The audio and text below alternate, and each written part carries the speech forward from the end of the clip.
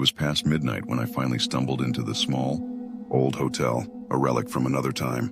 The lobby was dimly lit, the flickering fluorescent lights casting eerie shadows on the cracked linoleum floor. The air was thick with the scent of damp wood and something faintly musty, as if the walls themselves were holding on to secrets. Outside, the storm raged on, relentless and furious. Rain hammered against the windows like an army trying to break through. Thunder rolled overhead, a low growl that made the very foundation of the building tremble. I could see flashes of lightning illuminating the street for brief, heart-stopping moments, revealing the chaos of swirling leaves and debris. Exhaustion weighed heavily on my shoulders, a leaden blanket that threatened to pull me under. I just wanted a room, a place to escape this tempest, to rest my weary bones. As I approached the reception desk, I noticed the receptionist. She was a pale woman, her skin almost ghostly under the harsh light. Dark circles rimmed her tired eyes, and her hair was pulled back in a hasty bun, strands escaping to frame her drawn face. She looked at me strangely, her gaze lingering for just a moment too long, as if she were trying to read my thoughts. With a shaky hand, I signed the register, my pen scratching against the paper, the sound echoing in the stillness.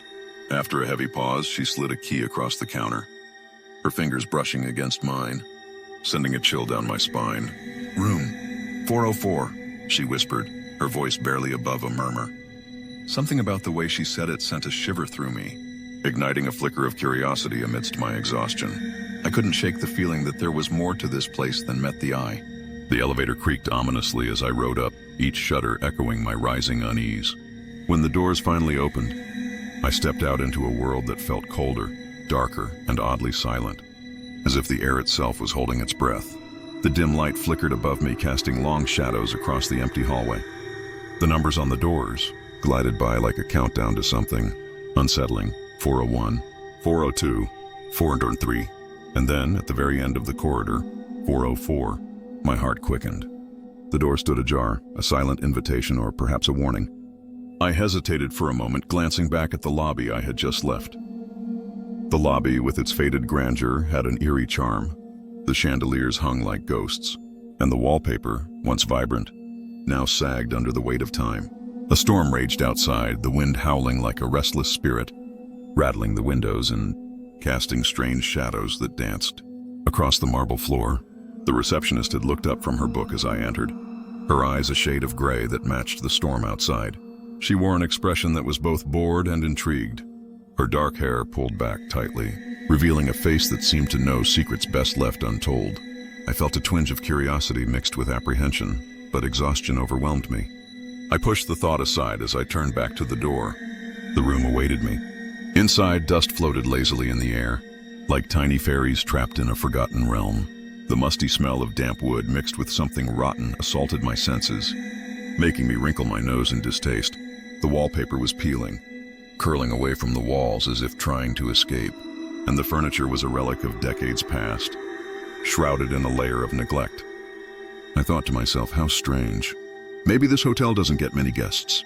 Too tired to voice my complaints or even ponder further, I locked the door with a soft click, dropped my bag to the floor with a dull thud, and lay down, surrendering to the weight of my exhaustion.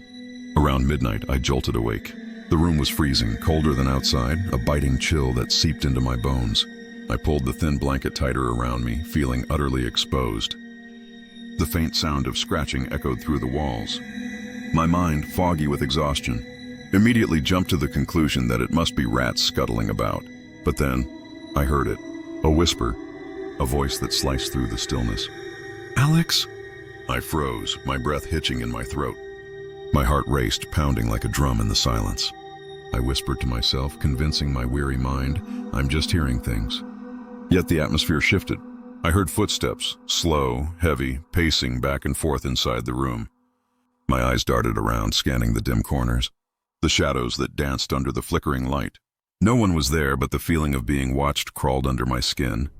Outside, a storm raged, the wind howling like a wounded animal, rattling the windows as if trying to break in. The hotel lobby had been warm and inviting earlier, with its polished wood and plush chairs, but now it felt like a distant memory, swallowed by the night. I could almost picture the receptionist, a young woman with tousled hair and tired eyes, her smile fading as the night dragged on. I was exhausted, yet curiosity gnawed at me, pulling me deeper into this eerie atmosphere. With every creak of the floor, I felt the weight of something unseen pressing down on me. I turned to the mirror on the wall, its surface gleaming under the dim lights of the hotel lobby. The air was thick with an unsettling stillness, broken only by the distant rumble of thunder from the storm outside. Raindrops pelted the tall windows, creating a symphony of chaos that contrasted with the eerie calm within. My reflection was smiling, but I wasn't. The smile widened, stretching unnaturally, until cracks began to spider across the glass. A low, distorted laugh echoed around the room, reverberating off the marble floors and high ceilings, sending shivers down my spine. I stumbled back, my heart racing, whispering, "Stop. Stop this." The receptionist, a young woman with disheveled hair and tired eyes, glanced up from her desk. Her expression was one of indifference, yet a flicker of concern danced across her features as she noticed my unease. The flickering lights cast shadows on her pale face, accentuating the weariness that hung around her like a cloak. Then, in an instant, the lights flickered violently, plunging the lobby into a brief darkness. For that split second, I saw someone standing behind me in the mirror, a tall shadow with hollow eyes that seemed to absorb the light. But when I spun around, nothing. Only the tempest outside continued to howl, as if mocking my growing dread. My pulse quickened, a mix of exhaustion and curiosity swirling within me. What was happening? I couldn't shake the feeling that something, or someone, was watching me. Panicked, I burst through the heavy glass doors of the hotel, the storm outside raging like a wild beast. Rain lashed against the windows and thunder rumbled ominously in the distance. My heart raced as I grabbed my bag, its weight a reminder of the frantic escape I had just made. The lobby was dimly lit, shadows dancing across the walls, creating an eerie atmosphere. Ornate chandeliers hung from the ceiling, their crystals shimmering like stars. But I barely noticed their beauty. I dashed to the counter, my breath coming in ragged gasps, adrenaline coursing through my veins. Slamming the key onto the polished wood of the reception desk, I felt the cool surface beneath my palm, a stark contrast to the heat rising in my cheeks. "What's wrong with that room?" I gasped, my voice trembling with urgency. "Someone's in there!" The receptionist looked up at me, her face going pale as if she had just seen a ghost. Her hands trembled slightly, betraying her composure. She was a young woman with wide, frightened eyes framed by dark hair that fell messily around her shoulders. The faint light highlighted the worry etched on her brow. "Sir, room 404 doesn't exist," she whispered, her voice barely audible over the sound of the storm.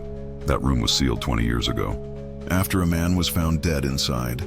Her words hung heavy in the air, thick with dread. They say before he died, he whispered the names of strangers. Names he shouldn't have known. A chill ran down my spine as I processed her words. The weight of exhaustion crashed over me, yet curiosity gnawed at my insides. What secrets lay behind that sealed door? My heart raced, both from fear and an insatiable desire to know more. The storm outside howled, echoing the turmoil within me as I stood frozen, caught between terror and intrigue. I felt the blood drain from my face, a cold wave of dread washing over me. My name was whispered, echoing in the dimly lit hotel lobby. The atmosphere was thick with tension.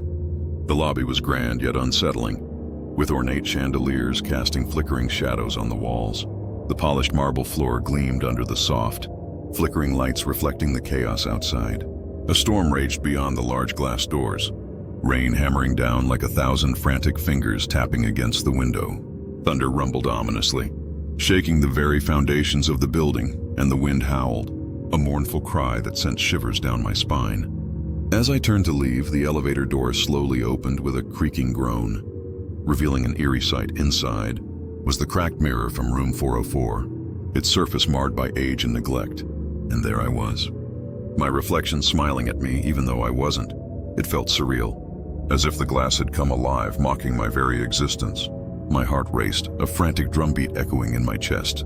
The last thing I heard was my own voice whispering, barely audible over the storm's fury. "Alex?" A mixture of exhaustion and curiosity gripped me, pulling me deeper into the mystery that lay before me. What awaited me beyond that door? The answer felt tantalizingly close, yet impossibly far. "Would you dare open the door to room 404?